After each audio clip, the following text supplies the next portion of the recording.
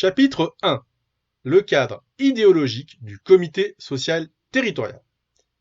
Bienvenue dans ce MOOC syndical consacré au comité social territorial. Ce premier chapitre traite du cadre idéologique du CST. Il se décompose en deux modules. Le module 1, la transposition des ordonnances Macron à la fonction publique territoriale. Le module 2, le CST, une création de la loi Dussopt.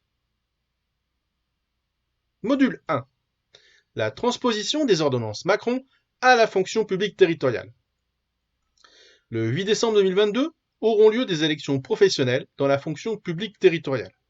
À leur issue, les comités techniques, CT, les comités hygiène et sécurité des conditions de travail, CHSCT, laisseront place à de nouvelles instances dites de dialogue social, appelées comités sociaux territoriaux ou CST.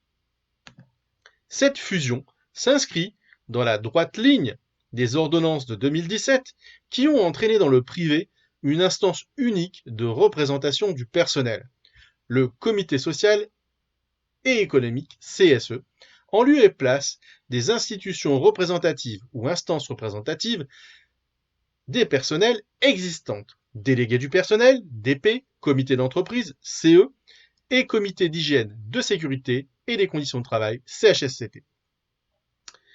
Cette filiation voit ainsi la création dans la fonction publique de comités sociaux d'administration pour la fonction publique d'État, de comités sociaux d'établissement, ou CSE pour la fonction publique hospitalière, et de comités sociaux territoriaux, ou CST, pour la fonction publique territoriale, et qui sont l'objet du présent MOOC. C'est l'ordonnance, dite Macron, 2017-1386, qui crée le CSE dans le privé.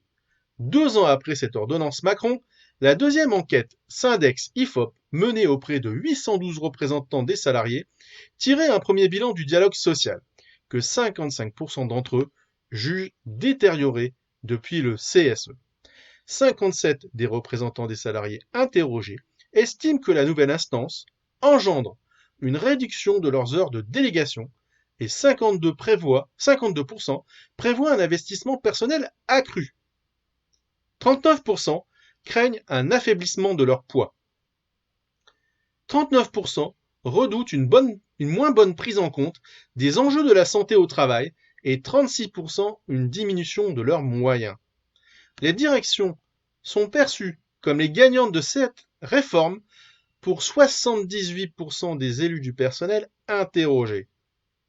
57% d'entre eux considèrent que les salariés de leur entreprise sont les perdants du passage en CSE et 44% que ce sont les organisations syndicales. Même le comité d'évaluation des ordonnances affirme que les CSE ont surtout été vus côté employeur comme une possibilité de simplifier et de diminuer les coûts. Comité d'évaluation des ordonnances, qui est une institution gouvernementale. Le Sénat a à son tour esquissé un premier bilan des CSE. Pour le Sénat, ceux-ci ont permis la mise en place d'accords de performance collective marqués par un déséquilibre en faveur des employeurs. La Nouvelle Vie ouvrière, organe de la CGT, a consacré un article à leur sujet et intitulé « Les accords de performance collective, le revolver sur la tempe », précisant qu'il s'agit, je cite, par accord collectif de modifier la durée du travail, suppression de RTT ou de congés, augmentation de la durée de travail sans augmentation de salaire, comme avec les 1607 heures dans la fonction publique territoriale, de baisser les salaires, suppression de primes, baisse des majorations, et de modifier l'organisation et les conditions de travail, mobilité géographique, changement de poste.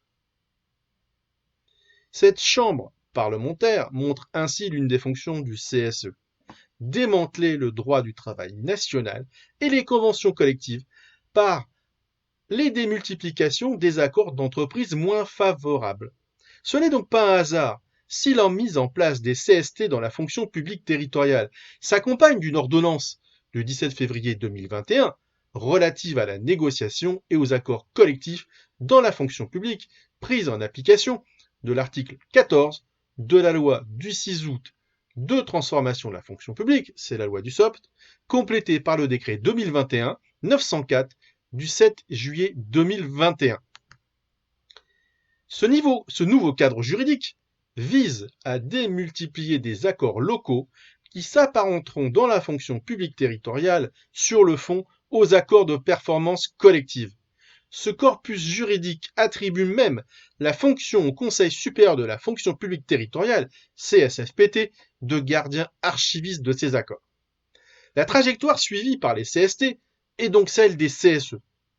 Or, le Sénat, pour améliorer l'efficience de ces derniers, a dressé des pistes. L'ouverture des élections professionnelles à des listes non syndicales. Fluidifier le dialogue social dans une entreprise dématérialisée. L'intégration des syndicats dans la gouvernance de l'entreprise. Et puis quoi encore? Sur ce dernier processus, la question des lignes directrices de gestion, qui feront l'objet du module 5 du présent MOOC, soumise aux actuels comités techniques et futurs CST, est particulièrement exemplificatrice. En effet, il s'agit d'intégrer les syndicats représentant les personnels territoriaux à la mise en œuvre de l'austérité financière, tant pour le service public que pour celles et ceux qui en assurent le fonctionnement au quotidien, à la réduction des évolutions de carrière, promotion et avancement de grade, avec le vidage des compétences en la matière des CAP, à la limitation de l'évolution de la masse salariale à un niveau inférieur à celui nécessité par le glissement vieillesse-technicité, GVT, correspondant aux évolutions d'échelon et promotion et avancement de grade, à la limitation-réduction de l'emploi public au sein des collectivités territoriales et en structurant celui-ci autour du recours accru aux contractuels et notamment aux formes les plus précaires et abjectes comme les contrats de projet.